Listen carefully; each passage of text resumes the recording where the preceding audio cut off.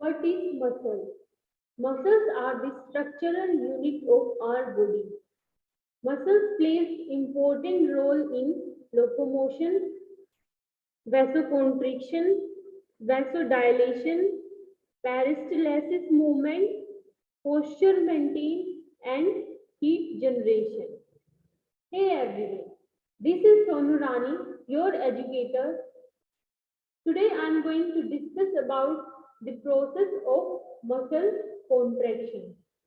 तो muscle contraction होता क्या है?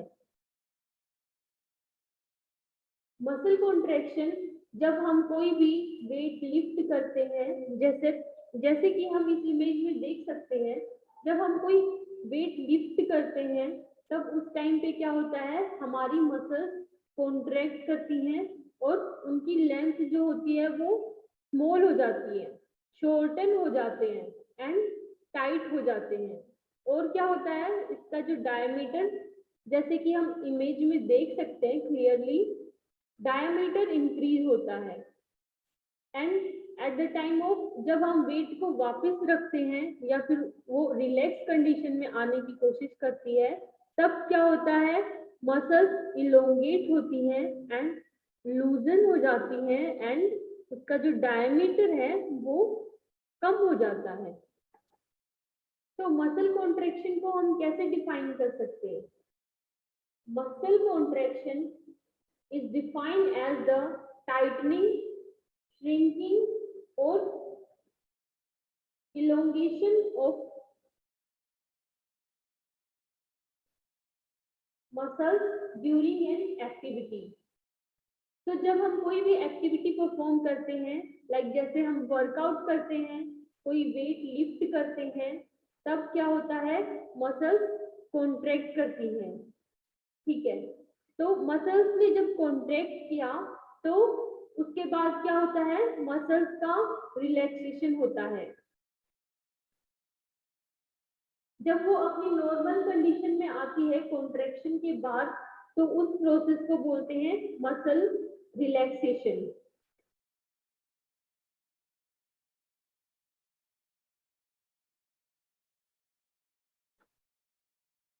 Type of muscle contraction. तो मसल कॉन्ट्रैक्शन कितने टाइप के होते हैं? मेनली 3 टाइप के, कंसेंट्रिक, इसेंट्रिक, आइसोमेट्रिक। कंसेंट्रिक में क्या होता है, कंसेंट्रिक के टाइम पे जब हम वेट को लिफ्ट करते हैं, इमेज बी के अंदर हम देखेंगे, तो जब हम वेट को लिफ्ट करते हैं तो उस टाइम पे क्या होता है, मसल्स का कॉन्ट्रैक्शन होता है। तो इस टाइम पे हम क्या देखते हैं, मसल फाइबर्स की शॉर्टनिंग देखते हैं। सेकंड है इसेंट्रिक। इसेंट्रिक के टाइम पे क्या होता है, जब हम नॉर्मल कंडीशन में आते हैं, वेट को वापस से रखते हैं, तब उस टाइम पे क्या होता है, मसल्स की इलोंगेशन होती है। ये वाला मूवमेंट होता है इसेंट्रिक टाइप। फिर isometric. Isometric means iso means same, हमें ना तो इलोंगेशन देखने को मिलती है, ना ही हमें कोई शॉर्टनिंग देखने को मिलती है, जैसा कि हम इमेज नंबर 1 में देख सकते हैं।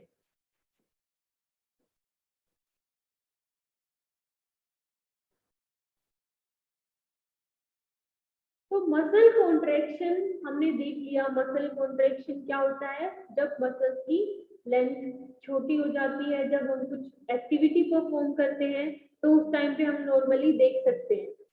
तो मसल का जो कॉन्ट्रैक्शन होता है, ये किस वजह से होता है, क्या क्या प्रोसेस इन्वॉल्व होते हैं, उस चीज को हम 4 पार्ट्स में स्टडी करेंगे। तो फर्स्ट होता है depolarisation and calcium ion release.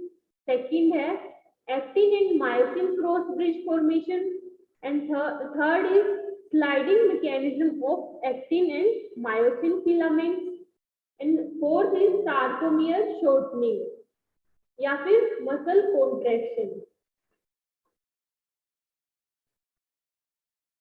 So all these 4 points are discussed in this image. तो हम देख सकते हैं यहाँ पे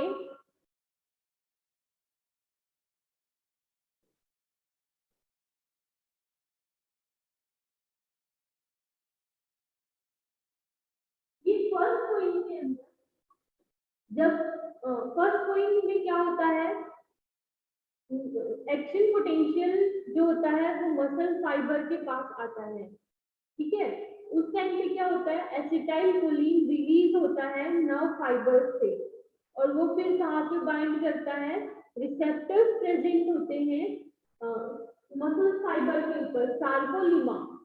सार्कोलिमा हम मसल्स के अराउंड में जो मेम्ब्रेन प्रेजेंट होती है उसको सार्कोलिमा कहते हैं। तो सार्कोलिमा के ऊपर रिसेप्टर्स प्रेजेंट होते हैं जो किससे बाइंड करते हैं, एसिटाइल कोलिन उसके ऊपर आके बाइंड करता है, जिसकी वजह से क्या होता है, डीपोलराइजेशन हो जाती है मेम्ब्रेन की।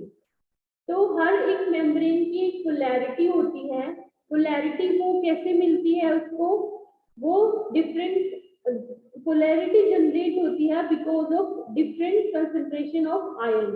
तो जो आउटसाइड मेम्ब्रेन की आउटसाइड एंड इनसाइड है उसके आयन के अंदर डिफरेंस होता है, उस वजह से उसकी एक पर्टिकुलर पोलैरिटी होती है। हम मान के चलते हैं कि जो हमारी प्लाज्मा मेम्ब्रेन की पोलैरिटी होती है वो -70 मिली वोल्ट होती है, स्टैंडर्ड जो पोलैरिटी होती है वो। तो यहाँ पे जब यहाँ पे ये बाइंड कर गया एसिटाइल कोलिन रिसेप्टर्स से, तो उस टाइम पे क्या होगा, ये जो रिसेप्टर्स हैं सोडियम पोटाशियम, ये इसकी वजह से डीपोलराइजेशन होती है, और उस टाइम पे क्या होते हैं, आयन प्रेजेंट होते हैं, सोडियम पोटाशियम चैनल वो क्या होंगे, ओपन हो जाएंगे, ओपन हो जाएंगे। उस वजह से जो अंदर के आयन से सोडियम वो बाहर चला जाता है एंड पोटाशियम अंदर आता है, उसकी वजह से मेम्ब्रेन की डीपोलराइजेशन होती है। तो फिर डीपोलराइजेशन की वजह से क्या होता है, जो सार्कोप्लाज्मिक रेटिकुलम होता है मसल फाइबर के अंदर, वहां से कैल्शियम आयन का रिलीज हो जाता है। वो कैल्शियम आयन रिलीज हुआ, फिर वो कहाँ पे बाइंड करता है, ट्रोपोनिन के ऊपर। ट्रोपोनिन ये एक्टिन के ऊपर बाइंडेड रहता है। फिर उसके बाद क्या होता है, जैसे ही ट्रोपोनिन से कैल्शियम आयन बाइंड हुआ तो ट्रोपोनिन की कंफर्मेशन चेंज हो जाती है, उसकी वजह से ये अपनी साइड से हट जाता है। और एक्टिन के ऊपर क्या है, ये जो हम देख सकते हैं इमेज के अंदर स्पॉट्स प्रेजेंट है डार्क, ये होता है myosin binding sites. Myosin binding sites पे क्या होगा, मायोसिन आके बाइंड करता है। बट जब नॉर्मल कंडीशन होती है, जब कोई स्टिमुलस नहीं होता है, जब रिलैक्स कंडीशंस में है मसल, तो उस टाइम पे क्या होता है, ट्रोपोनिन प्लस ट्रोपोमायोसिन ये एक्टिन के ऊपर बाइंडेड रहते हैं। तो ये क्या करते हैं, ये एक इनहिबिटरी कॉम्प्लेक्स बनाते हैं, जिसकी वजह से मायोसिन यहाँ पे बाइंड नहीं कर पाता। बट जैसे ही कैल्शियम ट्रोपोनिन से आके बाइंड कर जाता है, उसकी कंफर्मेशन चेंज होती है, तो क्या होगा, वो यहाँ से हट जाएगा और ये साइट ओपन हो गई, जिसकी वजह से अब मायोसिन यहाँ पे बाइंड कर जाएगा। तो जब मायोसिन एक्टिन से बाइंड करता है तो वो क्या, उस प्रोसेस को बोलते हैं क्रॉस ब्रिज फॉर्मेशन। देन उसके बाद स्लाइडिंग मूवमेंट होता है एक्टिन एंड मायोसिन का टुवर्ड्स एम लाइन, सेंटर की तरफ मूव करते हैं दोनों ही। तो ये होता है sliding movement and fourth process क्या है, शॉर्टनिंग ऑफ सार्कोमियर। तो हम इस इमेज में देख सकते हैं यहाँ पे हमारी मसल्स का साइज कम हो गया है। अब ये जो फोर्थ स्टेप है इनको हम डिटेल में डिस्कस करेंगे कि होता कैसे कैसे है। तो फर्स्ट है depolarisation and calcium ion release. तो इसमें क्या होता है, जैसे कि अभी मैंने बताया, जैसे एक्शन पोटेंशियल आता है मोटर न्यूरॉन से। अब मोटर न्यूरॉन क्या होता है, मोटर न्यूरॉन वो न्यूरॉन होते हैं जो कि ब्रेन के मैसेज को कैरी करके लाते हैं। ये मैसेज जनरेट कहाँ पे होता है, मैसेज जनरेट होता है स्पाइनल कॉर्ड में ग्रे मैटर के अंदर। तो ग्रे मैटर से जो हमारी न्यूरॉन मैसेज लेके आती हैं मसल फाइबर तक, उनको बोलते हैं मोटर न्यूरॉन। तो मोटर न्यूरॉन की जो एंड पॉइंट है, जो साइनेप्टिक नोब है, वो क्या करते हैं, एसिटाइलकोलिन को रिलीज कर देते हैं into the motor end plate. Motor end plate क्या होता है? मोटर एंड प्लेट स्पेस होता है वो जहाँ पे ये नोब जो मोटर न्यूरॉन की नोब एंड हुई है, एंड यहाँ पे जो हमारी मसल फाइबर स्टार्ट होती है, तो ये जो स्पेस है इसको बोलते हैं मोटर एंड प्लेट।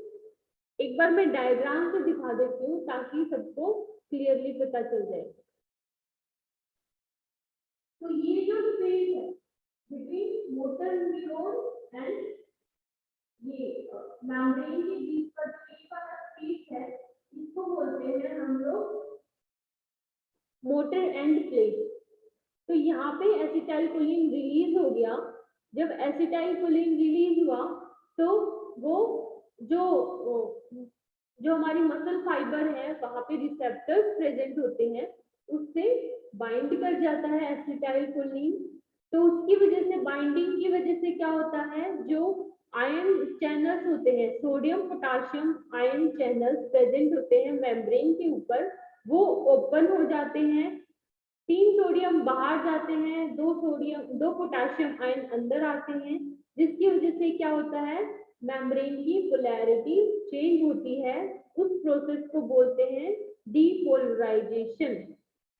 अब ये जो डीपोलराइजेशन है वो पूरी सार्कोलीमा के अंदर स्प्रेड हो जाता है। किसकी हेल्प से? With the help of T tubules. T tubules क्या है? टी ट्यूब्यूल्स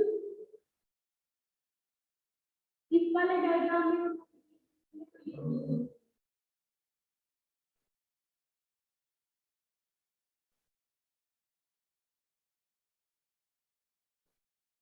तो ये जो टी ट्यूब्यूल्स हैं ये पूरी सार्कोलीमा के अंदर प्रेजेंट होती है। अगर हम आगे का सेक्शन देखेंगे तो वहां पे फिर से टी ट्यूब्यूल्स प्रेजेंट होती हैं, बहुत सारी टी ट्यूब्यूल्स प्रेजेंट होती हैं। और ये क्या करती है, इनका फंक्शन क्या है, डीपोलराइजेशन को स्प्रेड करवाते हैं थ्रू आउट द सार्कोलीमा। तो जब डीपोलराइजेशन हो गया, ठीक है, तो वो क्या करता है, डीपोलराइजेशन की वजह से सार्कोप्लाज्मिक रेटिकुलम से जो कैल्शियम स्टोर करके रखता है वो रिलीज हो जाएगा। और कैल्शियम ही मेन आयन होता है जो कि मसल कॉन्ट्रैक्शन को इनिशिएट करवाता है। विदाउट कैल्शियम आयन हमारी मसल कॉन्ट्रैक्ट नहीं करेंगे। सार्कोप्लाज्मिक रेटिकुलम कहाँ है? ये रहा सार्कोप्लाज्मिक रेटिकुलम, SR। ये क्या करते हैं, कैल्शियम को स्टोर करने का काम करते हैं।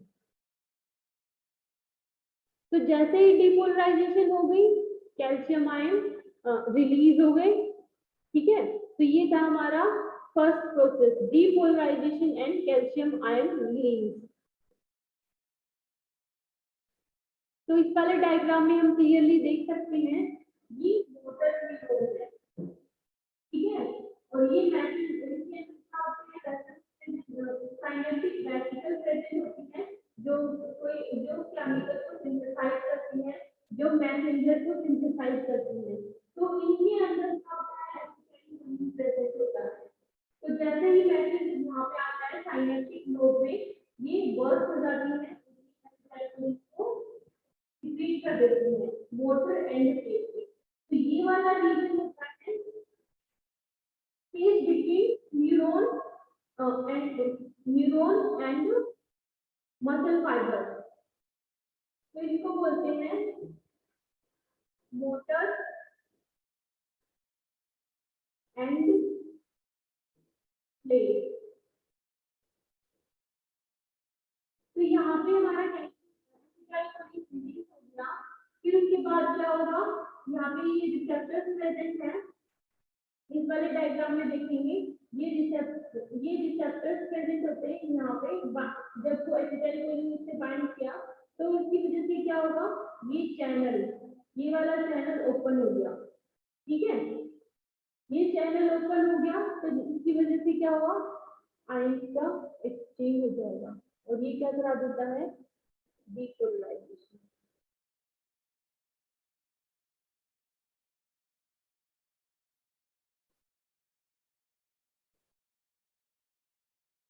ठीक है, क्लियर सबको। तो पहले क्या हुआ, एसिटाइलकोलिन रिलीज हुआ मोटर एंड प्लेट में, फिर उसके बाद वो बाइंड कर गया रिसेप्टर से, उसकी वजह से क्या हुआ, आयन चैनल ओपन हो गए और फिर उसके बाद डिपोलराइजेशन हो जाती है मेम्ब्रेन की।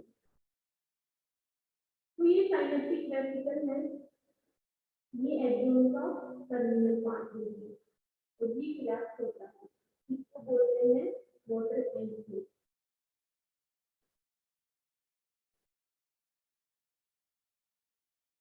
यहाँ पे हमें और भी ज्यादा क्लियरिटी मिलेगी इस वाले डायग्राम में। ये जो है हमारी माइलिन, ये एक्सोन है, एक्सोन एंड होता है, साइनेप्टिक नोड्स है। अब ये जो है ये वाला, इसको हम यहाँ पे अच्छे से नहीं देख सकते, तो इसका डिटेल स्ट्रक्चर ये है।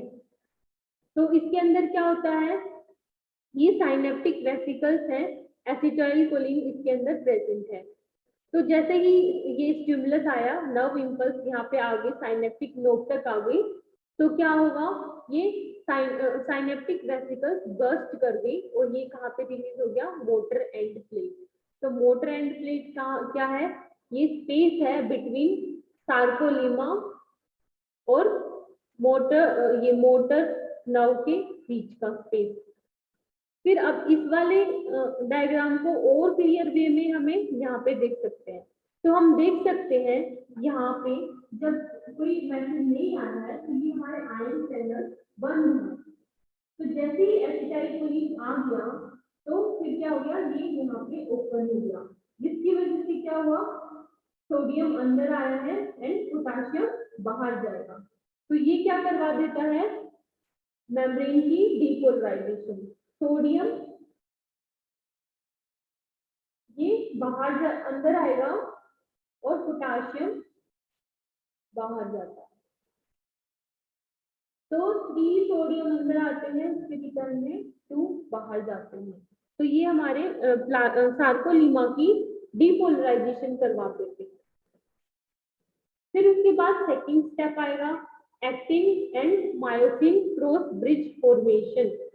तो जब कैल्शियम रिलीज हो गया तो वो क्या करेगा, ट्रोपोमायोसिन से बाइंड कर जाएगा। ट्रोपोमायोसिन क्या होता है, प्रोटीन कॉम्प्लेक्स होता है जो कि एक्टिन के ऊपर बाइंडेड रहते हैं। ठीक है, एक्टिन के ऊपर हमारे एक्टिन है, इसके ऊपर साइट प्रेजेंट है मायोसिन बाइंडिंग साइट।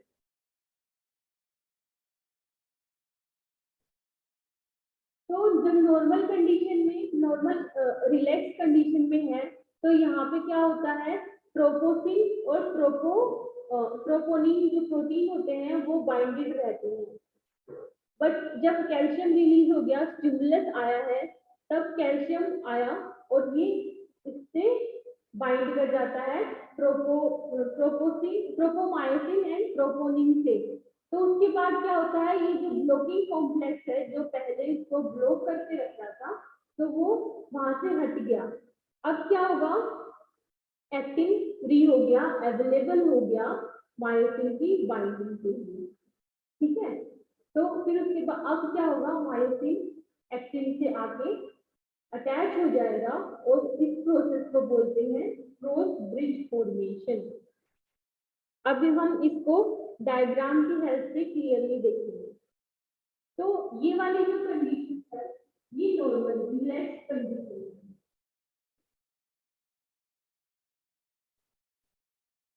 और ये वाली जो सेकंड है, ये है जब स्टिमुलस आया है।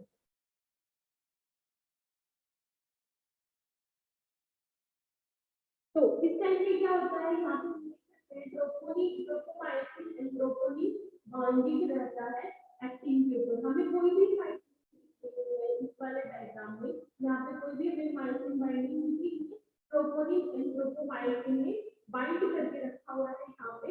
तो इसकी वजह से हमें जो मायोसिन टाइप होती है एक्टिन के ऊपर वो एक्सपोज नहीं होती है। तो ये दोनों क्या बनाते हैं, ये बनाते हैं ब्लॉकिंग कॉम्प्लेक्स, क्योंकि मायोसिन साइट को ब्लॉक करके रखते हैं। अब जैसे स्टिमुलस आया है तो क्या हुआ, कैल्शियम आगे बाइंड कर गया, ये ग्रीन वाला कैल्शियम है जो कि ट्रोपोमायोसिन एंड ट्रोपोनिन से आगे बाइंड कर गया। तो अब यहाँ पे क्या हुआ, जैसे इसको बाइंड किया तो कंफर्मेशन चेंज हुई इसके अंदर ट्रोपोमायोसिन एंड ट्रोपोनिन के, जिसकी वजह से वो अपनी जो पहले साइट के ऊपर बाइंडेड था वहां पे बाइंडेड नहीं रहती, थोड़ा दूर हो गया, जिसकी वजह से अब अब इस डायग्राम में देख सकते हैं क्लियरली कि ये जो साइट है मायोसिन बाइंडिंग एक्टिन के ऊपर अब ये एक्सपोज हो गई है। तो अब ये जब एक्सपोज हो गई तो क्या होगा, मायोसिन इससे बाइंड कर जाएगा, जो इस वाले डायग्राम में हम लोग क्लियरली देख सकते हैं। यहाँ पे क्रॉस ब्रिज फॉर्मेशन हो गई है, एक्टिन से मायोसिन बाइंड कर गया है। आगे चलते हैं, थर्ड है sliding mechanism of actin and myosin. Sliding mechanism में क्या होता है, after the cross bridge formation the ATP molecules bind the myosin head. जैसे क्रॉस ब्रिज फॉर्मेशन हो गया उसके बाद क्या होता है, एटीपी मॉलिक्यूल्स बाइंड कर जाते हैं मायोसिन हेड के ऊपर। तो उसकी वजह से जैसे ही एटीपी मॉलिक्यूल्स बाइंड करते हैं मायोसिन के ऊपर तो वो क्या करा देता है, क्रॉस ब्रिज फॉर्मेशन को ब्रेक कर देता है। तो उसकी वजह से एक्टिन एंड मायोसिन जो है वो सेपरेट हो जाएंगे। जैसे ही एटीपी आया उसने मायोसिन के हेड की और एक्टिन की जो बाइंडिंग थी उसको ब्रेक करवा दिया। तो एटीपी फिर उसके बाद क्या होता है, वो अलग हो गया मायोसिन एक्टिन से, फिर उसके बाद क्या होता है, वहां पे एटीपी की हाइड्रोलिसिस हो जाती है। फिर उसकी वजह से क्या होगा, मायोसिन की हेड की पोजीशन के अंदर चेंज आ जाएगा और वो क्या कर जाएगी, वीवल कर जाएगी। ये मूवमेंट होता है जब मायोसिन अपनी हेड को नेक्स्ट एक्टिन की तरफ में रोटेट कर लेता है, इस मूवमेंट को वीवल बोलते हैं। तो यहाँ पे मायोसिन अपने हेड को रोटेट कर लेगा नेक्स्ट एक्टिन बाइंडिंग साइट की तरफ में। Then the myosin head bind to the another actin। अब जो मायोसिन का हेड है वो दूसरे एक्टिन से बाइंड कर जाएगा एंड रीगेन ओरिजिनल कंफर्मेशन, और वो अपनी ओरिजिनल कंफर्मेशन में आ जाएगा। तो जैसे ही वो अपनी ओरिजिनल कंफर्मेशन में आता है वो क्या कराएगा, स्लाइडिंग मूवमेंट करा देगा। अब ये reconfirmation that the actin along the myosin is sliding mechanism.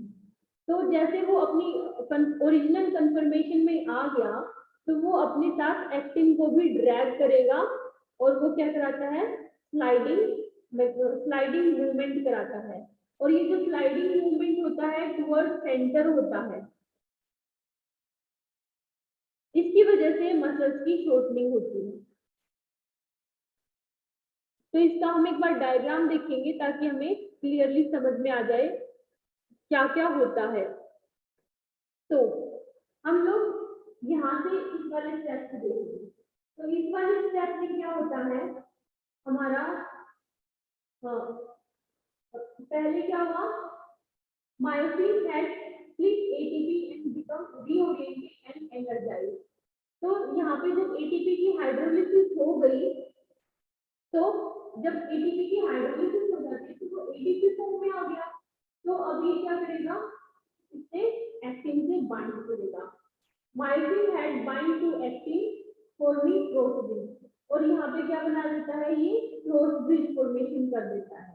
तो क्रॉस ब्रिज फॉर्मेशन के बाद क्या होता है, जैसे क्रॉस ब्रिज फॉर्मेशन हुआ वो मायोसिन अपनी कंफर्मेशन में आया ओरिजिनल, तो वो क्या करता है, उसको एक्टिन को पुल करता है टुवर्ड्स द एम लाइन या फिर सेंटर। इसको क्या बोलते हैं? Power stroke movement. जब बहुत सारे मायोसिन एक्टिन एक साथ मूव करते हैं तो वो पावर स्ट्रोक मूवमेंट होता है। तो जैसे ही उसके बाद जैसे ही ये हो गया, मूवमेंट हो गया, स्लाइडिंग मूवमेंट हो गया, उसके बाद ये क्या होगा, यहाँ पे एटीपी दोबारा से आपकी बाइंड कर जाता है। एटीपी जैसे ही मायोसिन से बाइंड करेगा, मायोसिन एक्टिन से डिटैच हो जाएगा। और एटीपी की बाइंडिंग क्यों हो रही है? एटीपी की बाइंडिंग इसलिए हो रही है ताकि क्योंकि उसको एनर्जी की रिक्वायरमेंट होती है। ठीक है, मसल्स कॉन्ट्रैक्शन में जैसे हम नॉर्मल देखते हैं, हम कोई एक्सरसाइज करते हैं तो उस टाइम पे बहुत सारी हीट जनरेशन होती है। वो क्यों होती है? तो ये जो मसल कॉन्ट्रैक्शन का प्रोसेस है, इसमें बहुत सारी एनर्जी की रिक्वायरमेंट होती है। वो एनर्जी हमें इनको मसल्स को कैसे मिलती है? एटीपी के थ्रू। तो मायोसिन को बाइंड करता है और उसको एनर्जाइज हेल्प करने में हेल्प करता है। जैसे एटीपी का हाइड्रोलिसिस होता है तो वो क्या करता है, एडीपी प्लस इनऑर्गेनिक फॉस्फेट में ब्रेक होता है। तो हम सबको पता है एनर्जी कैसे मिलती है? एनर्जी मिलती है जब कोई बॉन्ड ब्रेक होता है। तो जब एटीपी का हाइड्रोलिसिस होता है, एटीपी ब्रेक डाउन करता है वो एडीपी प्लस इनऑर्गेनिक फॉस्फेट में, तो उस टाइम पे large amount of energy release होती है जो कि मायोसिन को री एनर्जाइज करने में हेल्प करती है। तो जब वो एटीपी हाइड्रोलिसिस हो गया फिर वो क्या करता है, दोबारा से एटीपी की फॉर्म में होता है, जब वो एटीपी से ये एक्टिन से बाइंड कर जाता है, क्रॉस ब्रिज फॉर्मेशन होती है, फिर उसके बाद स्लाइडिंग मूवमेंट होता है, फिर उसके बाद दोबारा से क्या होता है, एटीपी आ जाता है। तो ये वाली साइकिल रिपीट होती रहती है। ये होता है स्लाइडिंग फिलामेंट मैकेनिज्म।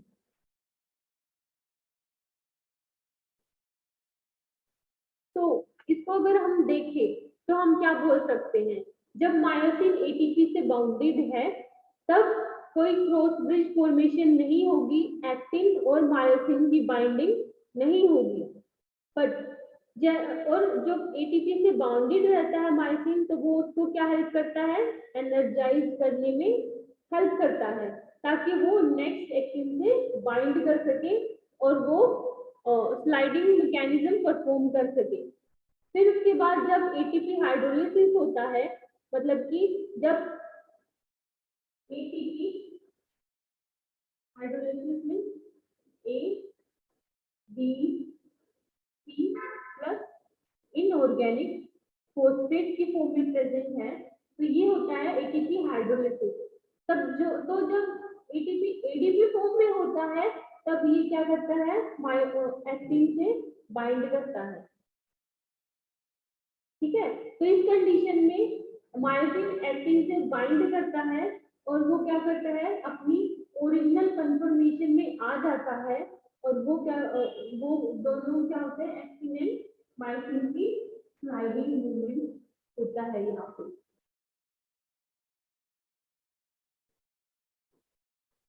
फिर उसके बाद फोर्थ है sarcomere shortening. The actin filaments are dragged down the length of the myosin by the frequent reorientation of the myosin head. तो जैसे मायोसिन का हेड रीओरिएंटेशन करता है, मीन्स जैसे एटीपी की हाइड्रोलिसिस होता है वो एक्टिन से बाइंड, उसके बाद उसका मायोसिन के हेड के अंदर स्वीवल मूवमेंट होता है, उसकी वजह से क्या होता है, वो एक्टिन से बाइंड करता है और वो क्या करता है, एक्टिन को ड्रैग करता है towards the length of myosin. तो अपनी लेंथ की तरफ में वो उसको ड्रैग करेगा एक्टिन को अपने साथ में। तो इसके टाइम पे क्या होता है, जो डिस्टेंस होता है बिटवीन टू जेड लाइन वो क्लोज आ जाते हैं, तो उसमें क्या होता है, उसकी शॉर्टनिंग होती है। तो ये वाला जो प्रोसेस होता है इसको बोलते हैं shortening of sarcomere. The muscle fiber as a whole contract as the individual sarcomere shorten in the length. तो जैसे मसल फाइबर कॉन्ट्रैक्ट करते हैं तो क्या देखने को मिलता है, सार्कोमियर की शॉर्टनिंग। अभी सार्कोमियर होता क्या है? सार्कोमियर हम लोग डायग्राम की हेल्प से देखेंगे, वो ज्यादा क्लियर रहेगा, ठीक है। तो ये सार्कोमियर होता है बिटवीन टू जेड लाइन, इस डिस्टेंस को हम बोलते हैं सार्कोमियर।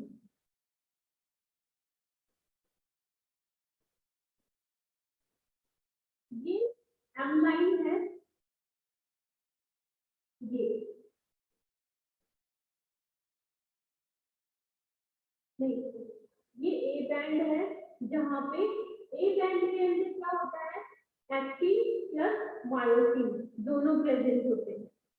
आई बैंड के अंदर क्या होता है, आई बैंड में ओनली एक्टिन। तो जो रेड कलर में शो हो रहा है ये क्या है, मायोसिन फिलामेंट्स है, एंड जो ग्रीन कलर में शो हो रहा है ये क्या है, एक्टिन फिलामेंट्स है।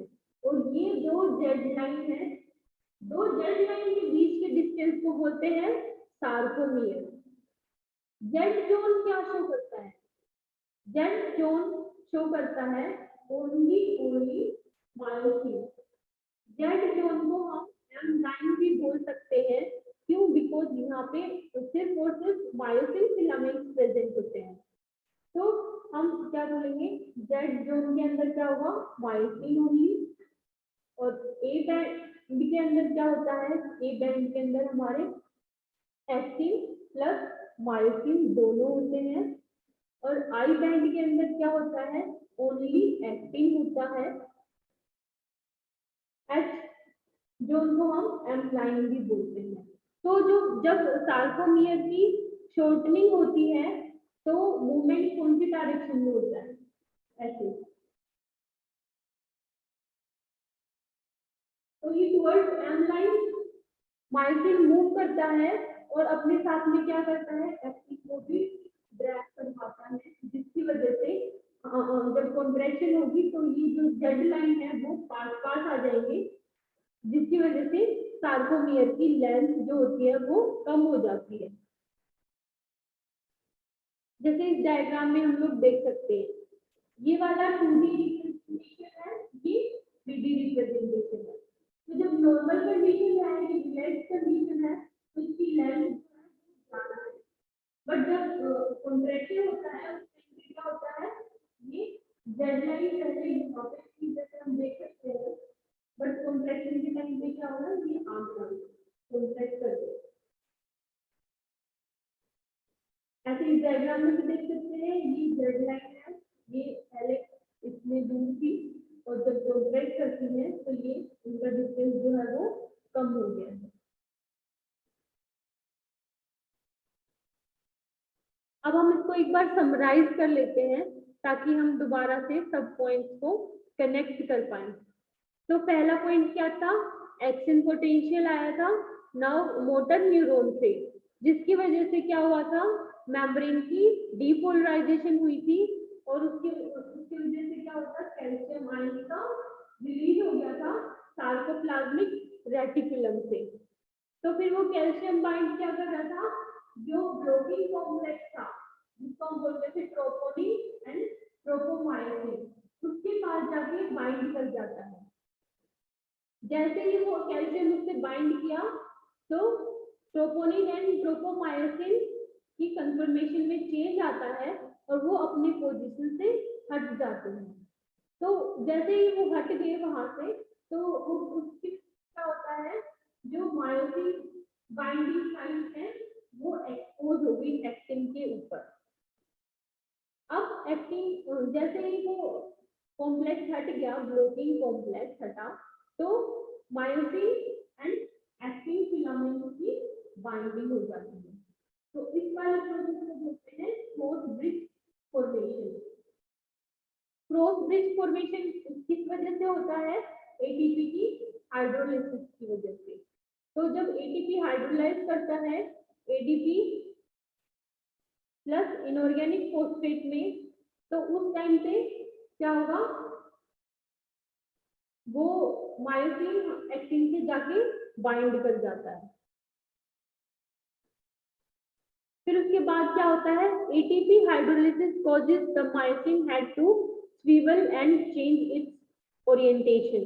तो जैसे एटीपी हाइड्रोलिसिस होती है तो मायोसिन के हेड का स्विवल मूवमेंट होता है, वो एक्टिन की साइड, नेक्स्ट एक्टिन की साइड में मूवमेंट करता है, तो वो अपनी, फिर उसके बाद वो अपनी ओरिजिनल कंफर्मेशन के अंदर आ जाता है। Swivelled myosin head bind to the actin. तो जैसे जो मायोसिन के हेड से आया था ओरिएंटेशन में, उसके बाद वो एक्टिन फिलामेंट से बाइंड कर जाएगा before returning to their original conformation. तो वो जैसे अपनी ओरिजिनल कंफर्मेशन आने से पहले ही वो एक्टिन फिलामेंट से बाइंड कर जाता है। फिर उसके बाद क्या होता है, the रिपोजिशनिंग of the myosin had move the actin filament toward the centre of the sarcomere. Myosin क्या करता है, एक्टिन के साइड बाइंड कर दिया और फिर उसके बाद वो सेंटर की तरफ उसको मूव करवाता है। ये क्यों हुआ, बिकॉज ऑफ मायोसिन की हेड की कंफर्मेशन चेंज हुई है। The sliding of actin along the myosin therefore shorten the sarcomere। तो जो स्लाइडिंग हुई है, तो मायोसिन की जो स्लाइडिंग होती है from one actin to another actin, तो ये वाला मूवमेंट होता है, इसको बोलते हैं हम sliding of actin, sliding mechanism, and ये क्या करवाता है, शॉर्टनिंग ऑफ सार्कोमियर, जिसकी वजह से मसल्स की कॉन्ट्रैक्शन देखने को मिलती है। अब यहाँ पे टोटल समरी है कि जब स्टिमुलस आया और फिर उसके बाद क्या होता है। तो फर्स्ट पॉइंट में क्या है, जब एसिटाइलकोलिन रिलीज हुआ मोटर न्यूरॉन से तो वो रिसेप्टर्स पे बाइंड किया, ठीक है। सेकंड क्या हुआ, एक्शन पोटेंशियल जनरेट हुआ था, फिर उसके बाद वो टी ट्यूब्यूल्स के थ्रू पूरे सार्कोलिमा के अंदर डिस्पर्स हो गया था। फिर वो क्या होता है, जैसे डिपोलराइजेशन की वजह से सार्कोप्लाज्मिक रेटिकुलम से कैल्शियम आयंस का रिलीज हो गया। तो कैल्शियम आयंस क्या करेंगे, वो ट्रोपोनिन के ऊपर आके बाइंड कर जाते हैं। ट्रोपोनिन एंड ट्रोपोमायोसिन कहाँ पे बाइंडेड रहता है, एक्टिन के ऊपर, ठीक है। वो ब्लॉकिंग कॉम्प्लेक्स बोलते हैं उनको। जब तक ट्रोपोनिन एंड ट्रोपोमायोसिन बाइंडेड रहेगा तो तब तक क्या होगा, मायोसिन उससे बाइंड नहीं कर पाएगा। तो कैल्शियम की बाइंडिंग की वजह से क्या हुआ, कैल्शियम बाइंड हुआ तो ट्रोपोनिन एंड ट्रोपोमायोसिन ये साइड से हट जाते हैं, उनकी कंफर्मेशन चेंज होती है, उस वजह से वो अपनी साइड से हट जाते हैं। Now myosin binding sites are expose.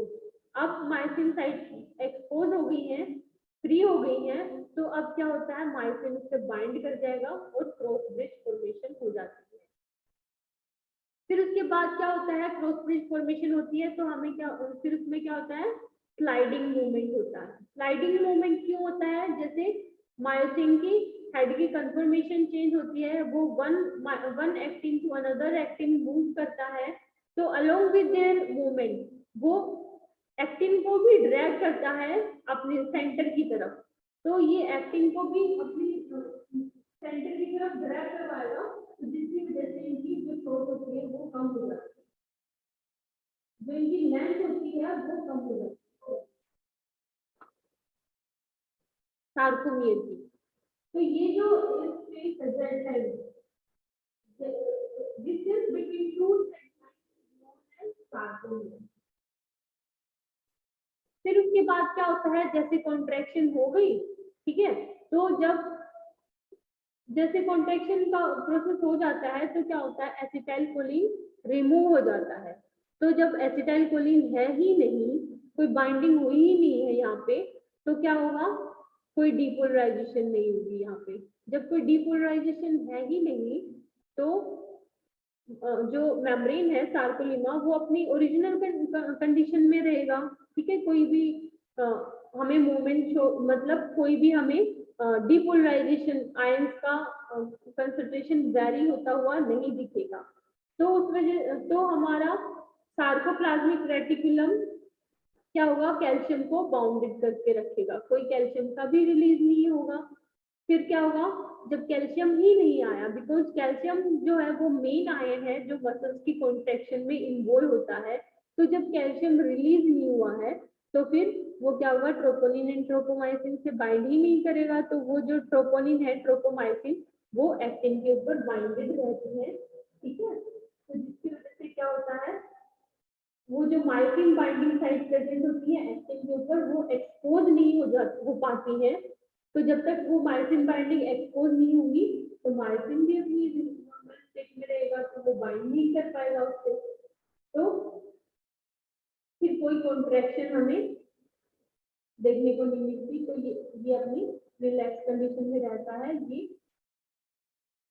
Toward centre में हमें ये मूवमेंट देखने को नहीं मिलती, वो अपोजिट डायरेक्शन में मूव करते हैं। तो ये होता है रिलैक्सेशन के टाइम पे।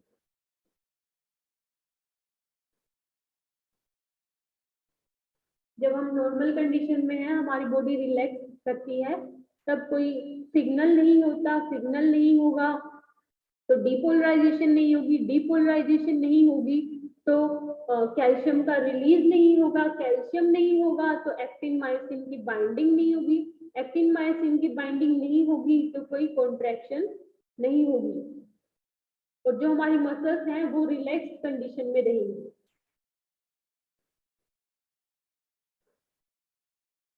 Thank you. I hope you like my video. If you like my video, please do like and comment. और अगर कोई भी स्टूडेंट पर्सनल क्लासेस लेना चाहता है या फिर किसी को किसी भी टॉपिक से रिलेटेड नोट्स चाहिए, तो वो स्टूडेंट्स मेरे से कांटेक्ट कर सकते हैं through my Gmail ID, that is sonurani634@gmail.com, sonurani634@gmail.com. Thank you.